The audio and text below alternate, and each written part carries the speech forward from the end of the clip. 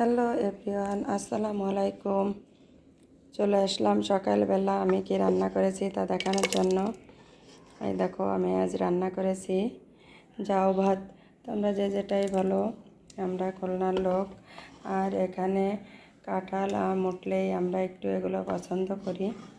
তো দেখো, আমি আজ রান্না করলাম জাউ ভাত। আমি এটা প্রেশার কুকারে রান্না করেছি, তোমরা যে যেমনভাবে রান্না করতে চাও। আর এটা রান্না করা খুবই সহজ, এতে শুধু সামান্য একটু লবণ লাগে। লবণ দিয়ে শুধু রান্না করলে হয়ে যায়, আর কিছুই লাগে না, এবং খেতেও অসাধারণ। এটা সকালের নাস্তার জন্য অনেকই প্রিয় একটি খাবার। আসলে এটা সবসময় করা হয় না, যখনই আম এবং কাঁঠাল থাকে, বিশেষ করে কাঁঠাল দিয়ে এটা খেতে অসাধারণ লাগে। আমার তো পরিবারের সবাই এটা খুব পছন্দ করে, এই জন্য এটা আমি তৈরি করি। বিশেষ করে কাঁঠাল যখন পাকে তখনই মাঝে মধ্যে এটা তৈরি করা হয়। তো দেখো, আমার এই যে জাউ ভাতটা কেমন হয়েছে। অনেকে ফেনা ভাত বলে থাকে। তো এটা খেতে আসলে অসাধারণ একটা খাবার। এটা আগের দিনে খুব খেত, এমনকি প্রতিদিনও খেত। এটা আলু ভাজি, আলু ভর্তা, যে কোনো কিছুর সঙ্গে খাওয়া যায়।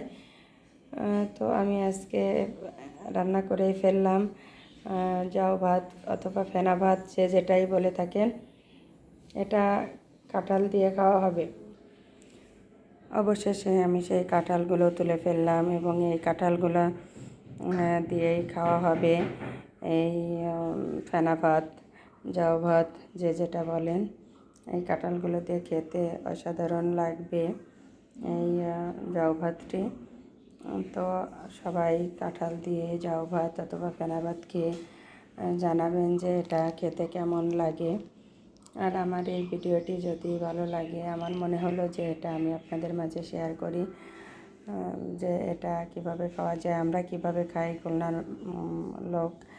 আমরা খুলনার লোক এভাবেই ফেনা ভাতের সাথে কাঁঠাল দিয়ে খাই সকালবেলা। তো আপনারা কে কীভাবে খান এবং কে কীভাবে রান্না করেন, প্লিজ একটু জানাবেন কমেন্টের মাধ্যমে।